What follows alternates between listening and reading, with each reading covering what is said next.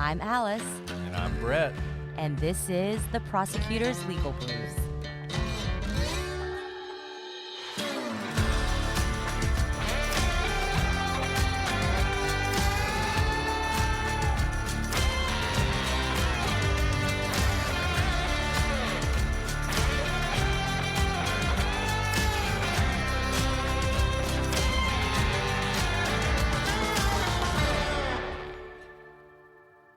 Welcome back to the Prosecutor's Legal Briefs. I'm your host, Alice, and I'm joined, as always, by my no-take-backsies co-host, Brett.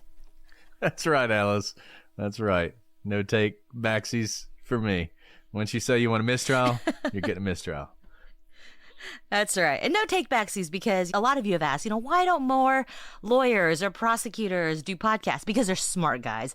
When you record something, it's live, it's on YouTube, it's on podcast form, no take-backsies. So we stand by everything we say, which is why we probably apologize a lot. But it's not about us today.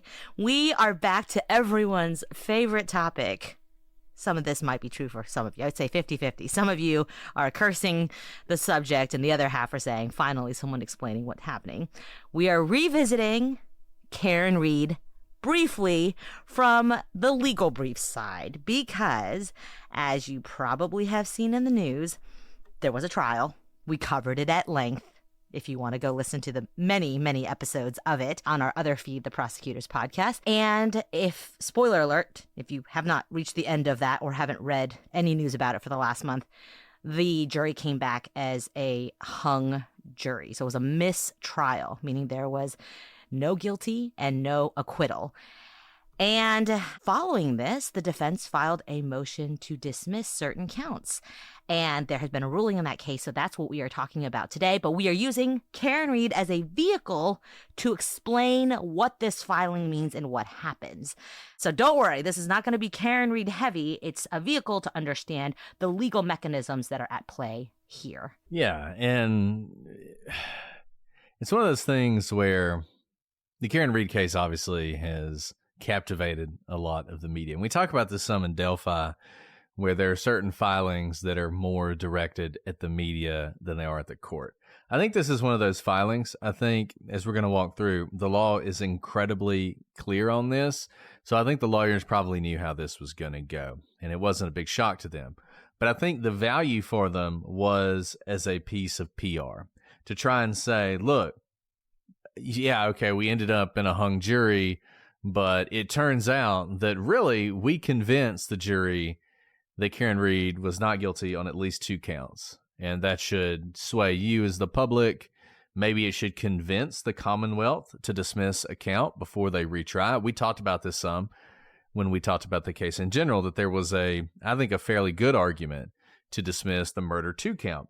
So they come forward with this motion that essentially says, after the trial was over, well after the trial was over, we started getting these calls from jurors, and the jurors essentially said to us, hey, we're confused about the reporting on this, because in fact, when we were back there, we did come to a verdict on counts 1 and 3, the second-degree murder count and the leaving the scene of an accident count. So they didn't come to a verdict on count 2. There's been a lot of speculation that it was an 8-4 verdict to convict, but who knows? I mean, initially we were told it was 11-1, 10-2 to convict on all 3 counts, and it's hard to say what reality is, which is one of the problems with what we're about to discuss. But they basically say, hey, we had all this discussion from jurors, and so now we are coming to you, court, and we're asking you to do something about it in the interest of preserving our clients' rights to not be tried twice for the same crime. Double jeopardy is essentially what is happening here. Right. And so what they're doing here, again, not too surprising that they filed it. I think you'll see once we walk through the legal basis and the history of this, why the judge ruled as they did in this case. But let's take you back to the history of where this procedure comes from. So back in 1984, the Massachusetts Supreme Judicial Court had the opportunity to consider a similar question when a case was declared deadlocked, but jury forms indicated an acquittal. So if the defense is serious in what they're claiming and not just looking for good PR, they'll need to distinguish this case, because this Massachusetts Supreme Judicial Court opinion is pretty spot on. And here's what they said back in 1984.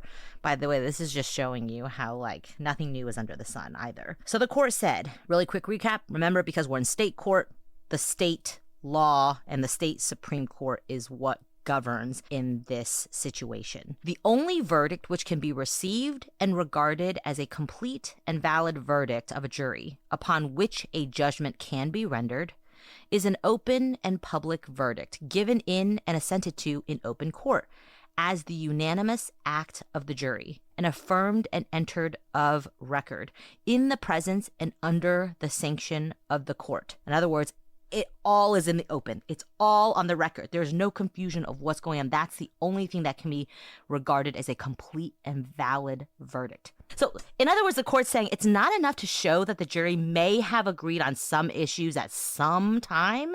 Remember, jury is a black box, right? Decisions can change as it's going on. There could be, depending on the point in time before they reach the final verdict, where votes are changing, people are talking, they're looking through the evidence. And that's why the court is saying very clearly, it's what you end up at. And everyone agrees this is what the verdict is. So it's not just enough to show that at some point the jury may have agreed on some issues in some time. If that limited showing were to control, I mean, it would just invite utter uncertainty because of what we just talked about. The jury is sent to deliberate. Deliberate kind of within it is to think about, talk about, perhaps change minds, advocate for your position, why you think it is. And so the court went on to say, our cases distinguish between agreement on a verdict and return, receipt, and courting of a verdict. Public affirmation in open court provides safeguards against mistakes. There was no error in the judge's refusal to accept the verdict slips in contradictions of the jury's report to the judge in open court that they were deadlocked.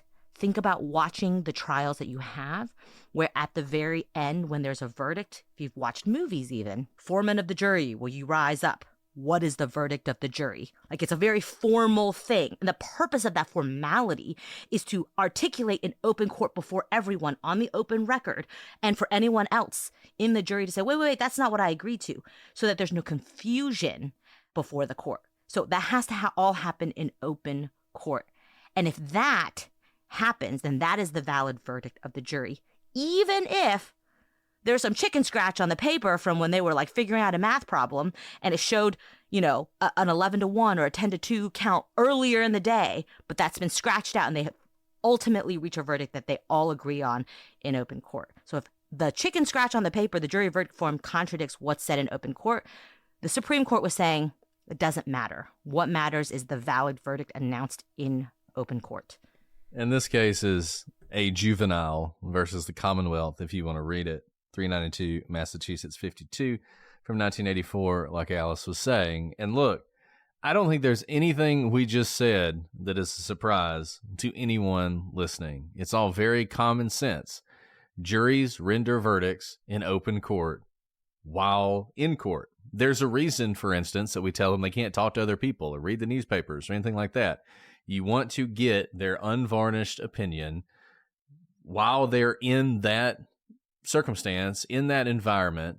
And like Alice said, if in the process of delivering that verdict or delivering a hung verdict, somebody says, wait a second, that's actually wrong, you can handle that in court. And look, the law is actually usually pretty commonsensical. Every now and then it'll do things that you really have to have a deep understanding to get why it goes the way it does. But a lot of times, whatever the thing that makes the most sense is what the law is going to be. So this notion that you could call back a jury days, weeks, a month later so that they can deliver their verdict is simply not something that's contemplated in the law and in Massachusetts in particular. And look, you always have to look at the state law because Massachusetts has its own constitution, its own way of doing things.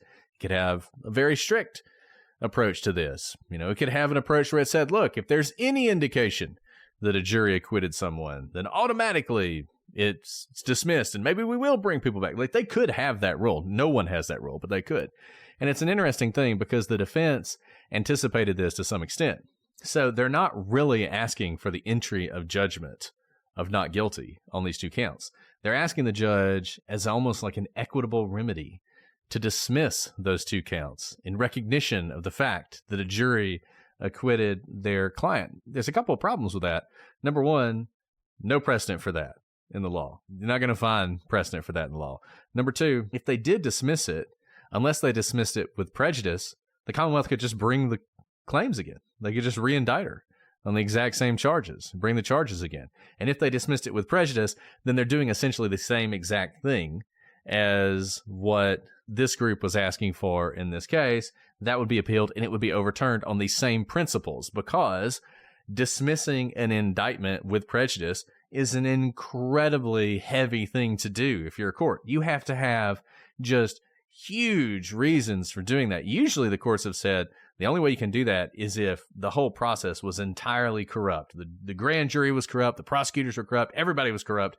And even then, you can't typically dismiss an indictment unless you can show that the evidence viewed independently would not be enough to bring the indictment. So you got to show both incredible corruption and that the evidence isn't there. Obviously, you can't get there here.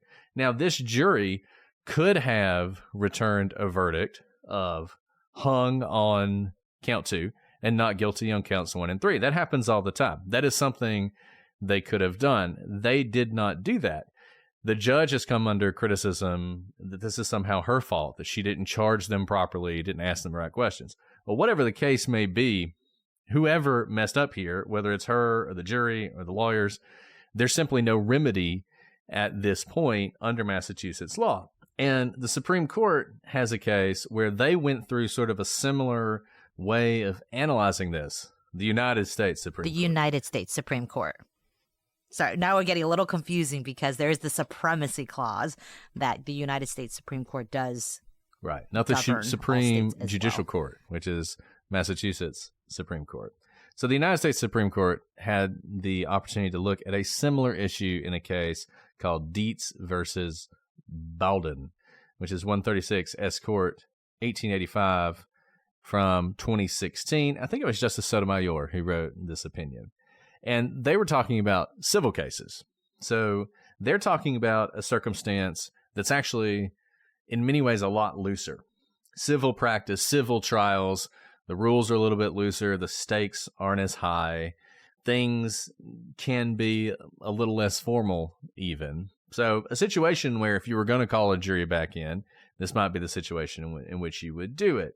And as a matter of fact, in this case, in a very narrow circumstance, the court said you could call the jury back to correct a verdict. Now, this was very fast. This was essentially the jury said, this guy's liable. And then a few minutes later, the jury was like, oh, wait, Judge, we need to talk to you. We got that wrong. It's actually the other guy. It's essentially what happened. It's a very fast thing.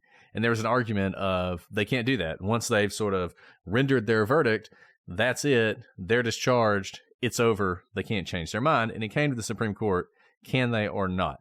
And the Supreme Court basically said, okay, in this really narrow circumstance, we're going to let you do this. We're going to say it's sort of in the inherent power of the court to do it. But they cautioned that there were factors that needed to be considered before you did that. And those factors are so on point in this case. So we wanted to walk through them for you. So first, the Supreme Court said that the potential for a tainted verdict increases when the jury is discharged. When they're let go, the longer the time between discharge and delay, the worse the danger. So you discharge the jury, maybe they're walking out of the courtroom, the clerk comes running out and says, wait, guys, wait, come back in, we got to fix something.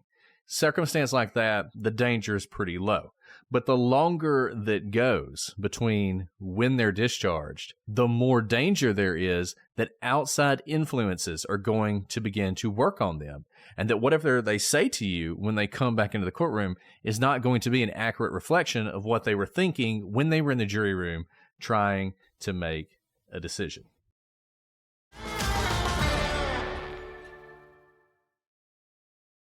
The Prosecutors is brought to you by Progressive Insurance. Life can be chaotic. If you're running a retail business, don't let disorganized order fulfillment add to the chaos. Use ShipStation instead. With ShipStation, you never have to worry about shipping and fulfillment again. Whether you're running a business out of your garage or you have multiple warehouses, ShipStation is ideal for every phase of your business's growth. Save time with one login for all your stores and by automating repetitive tasks. Plus, you'll save money with the best shipping rates from global carriers. ShipStation's industry-leading features help you deliver a better customer experience. They'll get accurate and faster shipments along with automated tracking updates with your branding. And with up to 88% off UPS and USPS rates and up to 90% off FedEx rates, ShipStation is the fastest and most affordable way to ship. Calm the chaos. Switch to ShipStation today. Start a free trial at shipstation.com/audio. That's shipstation.com/audio. And you can see how this is very common sense, right? This goes to some other factors as well. But think about it. You know, you're in kind of a bubble. You are literally in a bubble by the making of the court when you're on a jury. You're not supposed to read outside news. You're not supposed to listen to podcasts. You don't talk to your spouses or your friends about these cases. But once you're discharged and leave the courtroom, all's fair game. You get to give interviews if you want. You get to listen to podcasts about it. You get to see how your friends and parents and acquaintances all text you certain things. You can see how distance from your decision can cause you to second guess that may not actually be rooted in the facts, right? You've been in a room with just the facts and no outside influence. But the longer time that passes in between, and you see this in books, studying jury verdicts afterwards, if they choose to speak to journalists or whatnot, people will say, well, I've had time to think about it. And now that I have kids, I think about things differently, et cetera, et cetera. You're not supposed to be able to factor these things in and like have a timeline, like a ticker, like, well, we'll come back with a verdict in 24 hours or in 1 year or in 20 years, right? That's not how our jury system works. So just common sense wise, you can understand and appreciate why this is the first factor articulated by the Supreme Court, the time in which has passed once you've been discharged. And for the second factor, the court really digs in to what Alice was just saying. And it's funny to read this because you realize the fatal flaw in Karen Reed's filing when you read this. So the second thing the court said that trial courts should consider is whether the jury has had the opportunity to speak to anyone about the case, including court staff, attorneys, litigants, press, sketch artists, witnesses, spouses, friends, and so on. The court opined that something as innocuous as a bailiff saying, "Job well done," might be sufficient to taint the jury to the point you could not bring them back in. So how does this whole motion start? It starts with the defense attorneys speaking to the jurors. The jurors are coming to them and saying, hey, this weird thing happened, and they're talking to them. The fact that that happened, that's how this whole thing came about, is enough to prevent the court from granting the motion. Absolutely. And you got to always leave it to the courts to have multi-factor tests. This is like an ongoing joke for anyone in law school. So there's more factors, don't you worry. It's not just a two-factor test. So the third factor the court said that should be considered is the reaction to the verdict. Again, so on point here in the Karen Reed case, which was obviously a case that was incredibly polarizing, was on basically 24 hours news network, and people had very strong reactions to both the trial, the allegations, the charges, as well as the hung jury. And this is what the Supreme Court said, 8 years before the Karen Reed verdict. Trials are society's ways of channeling disputes into fair and impartial resolutions. But these disputes can be bitter and emotional. Again, they weren't talking about the Karen Reed case. This truly shows you that Karen Reed is not the first time a case like this has happened. And that's why it's really helpful to have these cases historically to point us to the fact that this has not happened for the first time and it won't be the last time. And this is why we have rules in place. The Supreme Court goes on to say, depending on the case, those emotions may be broadcasted to the jury in response to their verdict. Shock, gasps, crying, cheers, and yelling are common reactions to a jury verdict, whether as a verdict is announced in the courtroom or seen in the corridors after discharge. Very, very on point, of course, in the Karen Reed case. Think of the protesters outside the Free Karen Reed crowd, how the defendant and their family members, supporters of the victims or supporters of the defendant, respond. A lot of people will see tears all of a sudden and think, oh my goodness, did I make the wrong decision? The court then goes on to say, in such a case, there is a high risk that emotional reactions will cause jurors to begin to reconsider their decision and ask themselves, did I make the right call? Of course, this concern would be present even in a decision to re-instruct the jury to fix an error after the verdict is announced, but before they are discharged. But what the court is trying to show here is that this works hand in hand with both factor 1 and 2. The more time, and sometimes it's not no time at all, right? We've all seen this in court before. I think we saw this in Murdaugh. As the verdict is being announced in real time, you could hear people gasping or reacting even inaudibly. This is why oftentimes in these cases, the judge will warn the gallery, please have no audible response, but you can still see people's faces, right? Because all of a sudden, these decisions are meant to be evidentiarily based. They're not supposed to be emotionally based. You shouldn't just say someone's guilty because, well, gee, the victim has a lot of family members who show up every day in court and they're going to be real sad if I don't find him guilty. That's not what the jury system is made for. You're supposed to convict based on the evidence. And so this third factor is really getting into the heart of that, not letting emotion take root in the judicial system, which is really tyranny. It's not justice at all. And, I think I've told this story before, but in my job, I'll get calls from concerned attorneys when something wild happens in court. And one time there was a circumstance where jury goes out, jury comes back, jury finds the defendant guilty. Defendant starts wailing and crying and just breaking down. And the court decides to take a brief recess to allow the defendant to compose themselves. So they take a brief recess. They come back in. Defendant has composed themselves. At this point, the defense attorney asks to poll the jury. So the judge starts polling the jury. And one of the jurors is like, you know what, never mind. I'm going to vote not guilty. And the reason that happened was because of that. Because they saw that reaction of the defendant. They felt sorry for him. The court took a break. That gave them an opportunity to think about it a little while. They come back in and they change their vote during the poll. The judge the judge sent them back to deliberate some more, basically, to go think about it some more. But that person at that point was rock solid, and it was 11-1 to convict, and that jury hung. And this is just a real concern. And what happened at the end of the Karen Read case? Karen Read and her supporters and her lawyers rushed out. They already had their press conference set up with the press there and announced their great victory, the glorious thing that had just happened to them. That was their approach. And when they did that, they set up a situation where it would be very easy for a jury to be tainted. And just, this is one of those things where flip it on its head. If you're sitting there thinking, well, I don't know, I kind of feel like maybe they should have acquitted her. What if the jury had come back? What if the jury had seen that and thought, man, she's totally guilty, and gone back and said, you know what, Your Honor, actually, they got it wrong. We actually convicted her. We actually, the vote back there, I think we actually said, didn't we say, guys, guilty? Yeah, that's what we said. Yeah, Judge, we said guilty. Would you think the judge should be like, well, let's put you back in the box so you can render your verdict? No one would think that. The Commonwealth would not ask for that. The defense certainly would oppose it. The same arguments that they're making could be used against them in that circumstance, and they would be howling to high heavens about how unfair it was for all of these reasons. But the court's not done. 3 factors isn't enough, like Alice said. The court really wants you to appreciate how extreme it would be to do something like this and what problems you would have. And the 4th thing they say you should consider is something that didn't have anything to do with the Karen Read case. Played no role whatsoever, and that's the impact of social media. Quote, court should ask to what extent just dismissed jurors accessed their smartphones or the internet, which provide other avenues for potential prejudice. It is now ingrained instinct to check our phones whenever possible. Immediately after discharge, a juror could text someone something about the case, to a spouse, research an aspect of the evidence on Google, maybe listen to our podcast and realize that they should have voted guilty all along, or read reactions to a verdict on Twitter.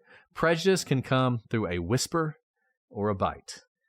And if there was ever a case where that could happen, it was the Karen Read case. By the way, I know we just went through in detail 4 factors, and the Supreme Court's really being cautious here. This is even more narrow than that, because this narrow ability, following this 4-factor test, which I think the Karen Read case is failing every one of these factors, is limited to civil cases. Karen Read was not a civil case. It was a criminal case, because the Supreme Court said, finally, we caution that our recognition here of a court's inherent power to recall a jury is limited to civil cases only.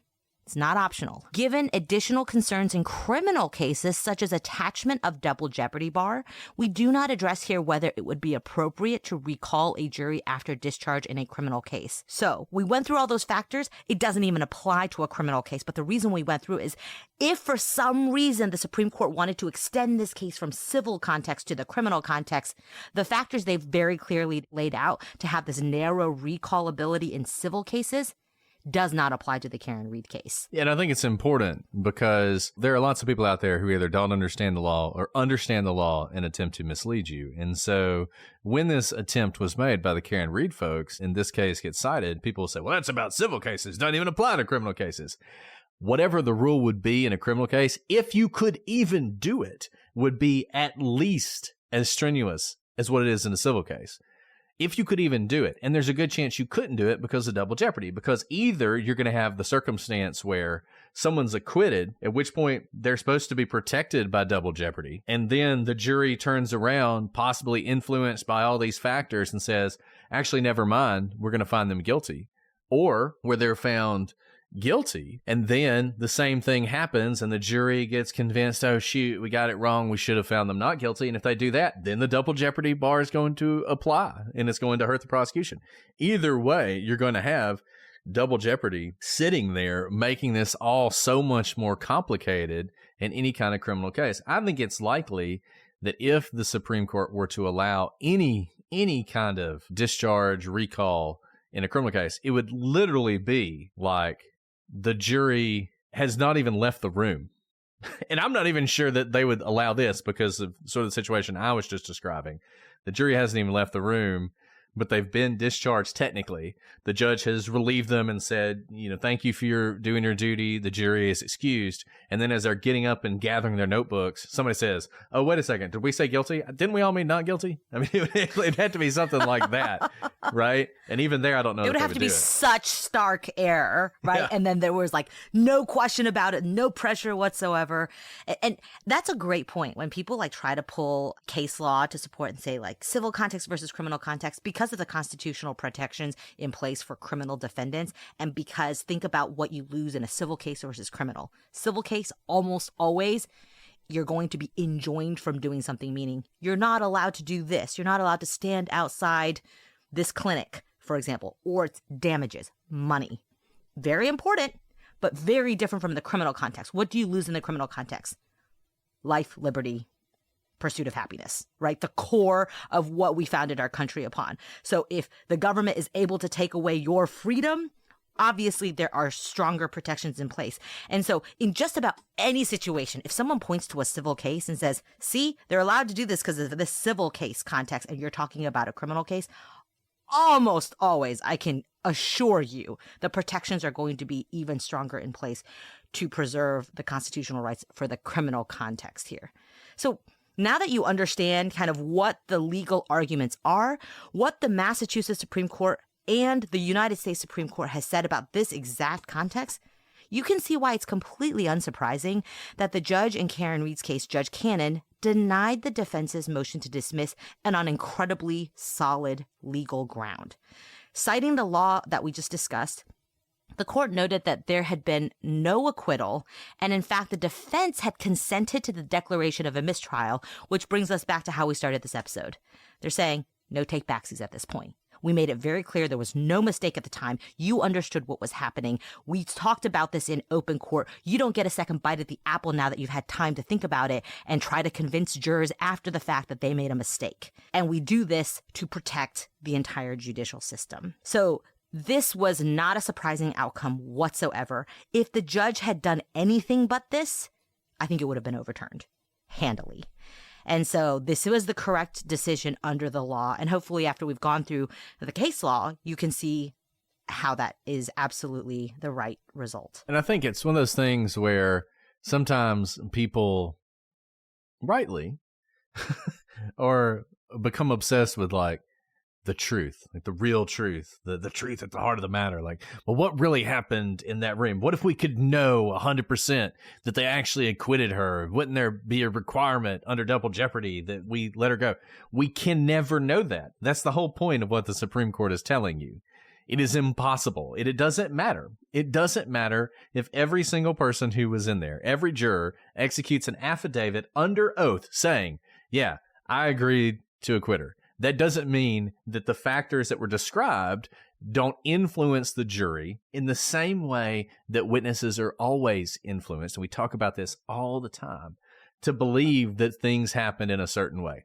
These jurors, once they left, were under immense pressure from all sorts of different angles, including things that bordered on threatening them, frankly. So you're never going to know exactly what happened in that room.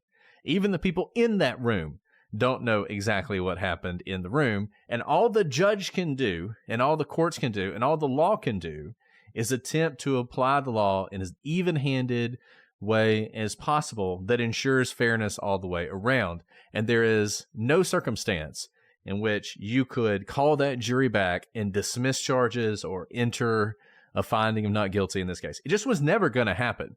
And the people, it just drives me crazy. I tell you what, the more we do this, the more like we see these cases, and I see these so-called experts on television and on Twitter and everywhere else misleading you guys about what the law is and what's going to happen. It blows my mind that anyone ever thought this was going to succeed. I'll tell you, the defense didn't think it was going to succeed. This was a PR move. But there were people who either bought into that PR and were willing to sell you a lie and tell you on places like Twitter and Law and Crime and Court TV and everywhere else that no, this is a serious claim. This really, this could succeed. This is a bombshell. All those people were just full of it. And I hope that y'all take note of the people who tell you things that just aren't true, because this wasn't a hard one. This is not one of those where honest minds could disagree. And now what do you see in the wake of this? You see people talking about, well, she's corrupt. The judge is corrupt. She's being paid. She's in the pocket. It's like all this crap. It's like, no, guys, this was an easy one. This was a layup. And the judge will be affirmed if this is appealed. And frankly, I don't think it will be, because it doesn't really do anyone any good to try and appeal this ruling.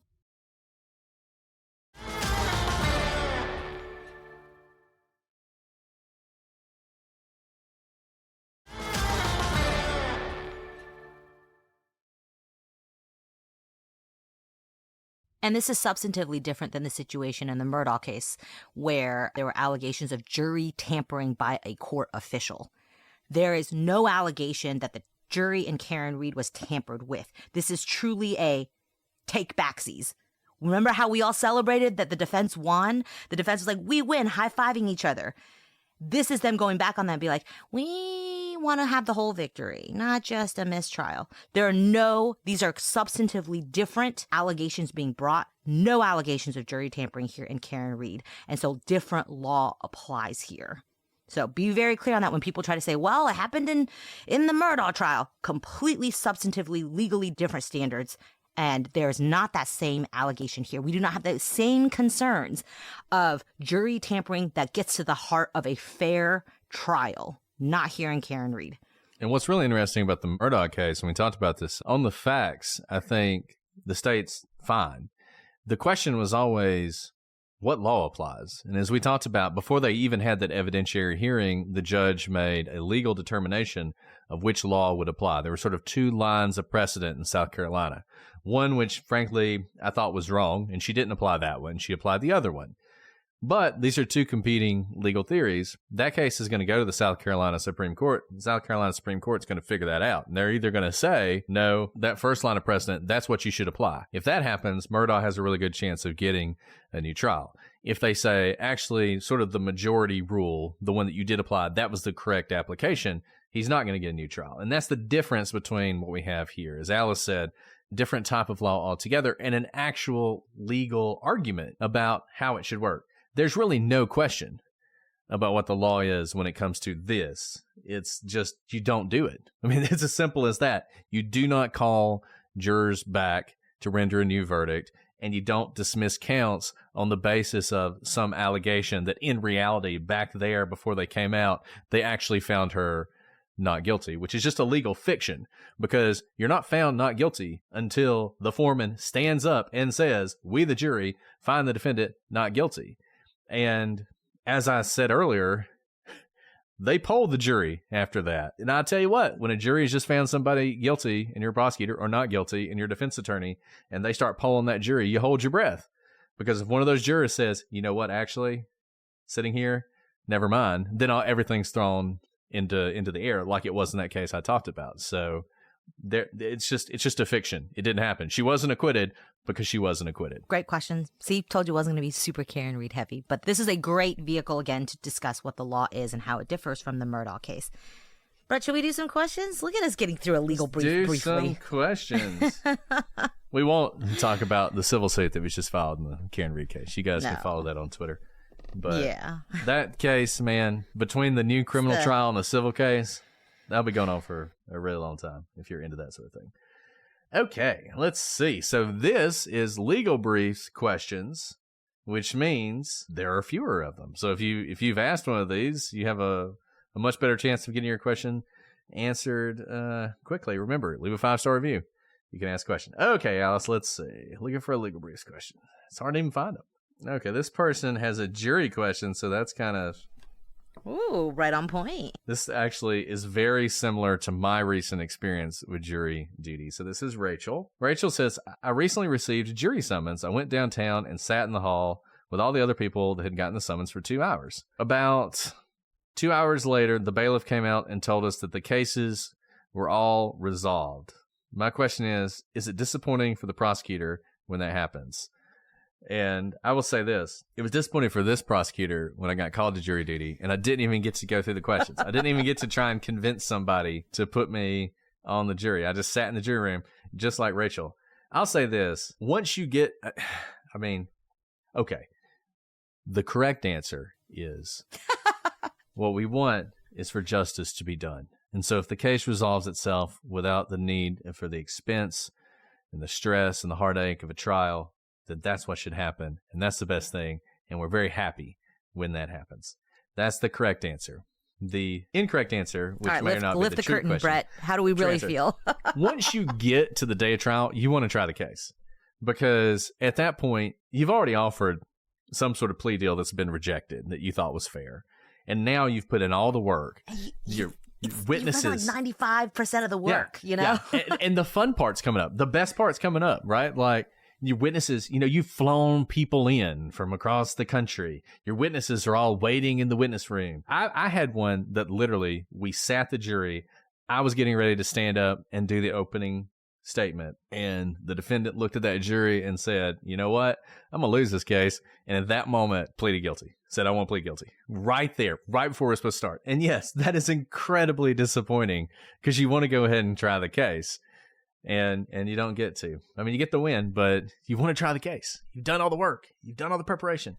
And then you don't get to do it. Yeah, that's right. I mean, it does happen because I don't know what defendants are thinking, especially when it's a particular... I've never gone to trial or prepared up to the cusp of trial and not been like totally drank the Kool-Aid. Like, I know my case and it is strong. And I can't believe that this defendant is going to trial because it is just going to be a shellacking of the evidence. And a lot of times they walk up to the lip of trial and they're like, well, crud, I guess they didn't call my bluff. I don't know what, like, I'm not bluffing. Like, this is a very serious matter. I am absolutely not bluffing if I bring the case in the first instance and then, of course, go to trial. And I think with the weight of the evidence, seeing the courtroom, there is something, I am a huge believer in having courtrooms that look majestic and beautiful. There's, architectural reasoning behind making the halls of justice look grand, is because everyone who walks in should feel the import of the judicial system. That's why the Supreme Court is built the way it is, with the high ceilings and the marble and the columns. You will find some ugly courthouses around the country, and there's pushback actually about going back to the classical buildings, and I am in support of that because I do think there's something different. If you've never walked into a classically built courthouse, you feel the weight of the Constitution and the weight, if you're a juror, of what it means to be called to do your civic duty for your fellow man or woman in the judicial system. And same as the defendant when they walk in and recognize, like, all the shenanigans I've been pulling, which are pretty easy, behind my phone or whatever, when I'm talking to my attorney and like talking a big game, when I walk in, see the judge in the robe, see all these people who've put their lives on hold to come and sit for the jury, and I walk in and I know I'm full of BS, it weighs on you. It weighs on a lot of people, even the most hardened criminals. I think they see the import of what they're about to do and how they are the ones who are going to look like the mockery. They're not making a mockery of anyone else. Oftentimes in those situations, we do see a lot of plea deals happen. Kind of like you said, if I am walking into court that day, I want to try that case because I have blood, sweat, and tears, everything. The trial is ready to go. I can do it in my sleep. I have all my outlines ready. My witnesses are ready. We've taken so much time to prepare it. You want to rumble? Like, let's go. But obviously, if it's a good plea deal for America, whatever, like, let's do it.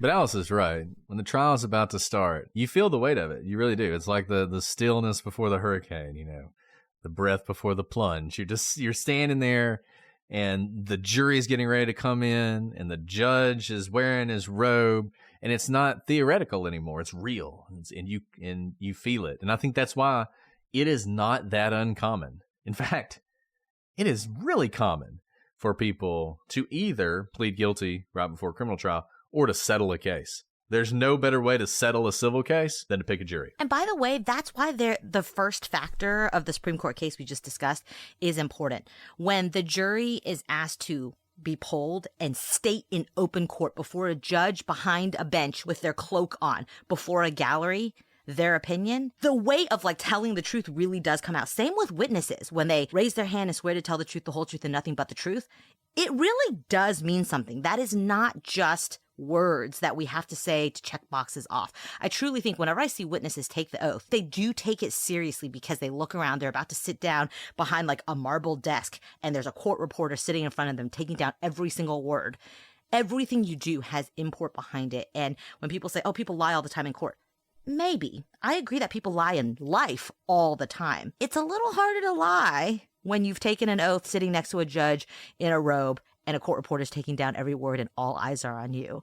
So while people can still lie, and they still do, there is the importance of what is happening. And that's why the Supreme Court in that first factor said, what's announced in open court before everyone, where the court reporter is taking down notes, that's what we're going to go with, because that's the best that we have here to be able to ensure that there's no confusion, that they feel the weight of everything that's happened within the courtroom in that real time, being asked in the formality of the courtroom without undue influence from social media or YouTube hacks. Like you're going to respond very differently to some talking head on, say, a news program rather than the judge who is coming at it from a legal perspective and not how many clicks can I get or how many like shouts and $5 hollers can I get on a YouTube page, right? Those are very different situations that cause us to react differently. So keep that in mind too. And this is why we tell people all the time, courtrooms are open, unless the courtroom is sealed, which is not the default, that those are special circumstances.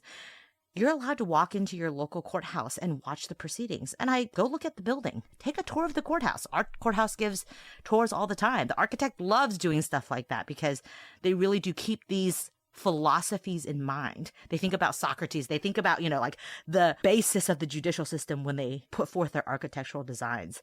And they try to inspire that same sense of justice and buy-in when they design these buildings. So anyways, it's turned into like an architecture history lesson. I do love architecture. I do too. But that was a great question. Great right question. On point for this case. See? Be more like Rachel, people. Give us some good questions. Wow, that was great. Well, thank you guys for always asking great questions. Like Brett said, if you leave a 5-star review anywhere, you can also lie to us. Don't lie, though. We just talked about the importance of not lying. You can email us your question. We will answer it. You can do it both here on Legal Briefs or on our other podcast, The Prosecutors Podcast. Thank you guys for always telling us what you think and what you want to hear. You can email us at prosecutorspod@gmail.com. You can find us on all the social medias, Instagram, Facebook, TikTok, X, Twitter. We are there. We really read all of it, as you can probably tell from some of our snide remarks that will be cut out for the ultimate release. Just kidding. We love you guys. We love the interaction. And we want this to be informative for you guys. Well, Brett, before we sign off for the night, do you have anything you'd like to add? Just hopefully goodbye to the Karen Read case. This was an interesting sort of legal development, but I don't anticipate we'll be talking about this case much in the future unless something truly unusual happens and we need to do a legal briefs on it. We are not covering the second trial. I think we've made our opinions well known. Indeed. Well, thank you guys. And until next time, I'm Alice, And I'm Brett. and this is the Prosecutor's Legal Briefs.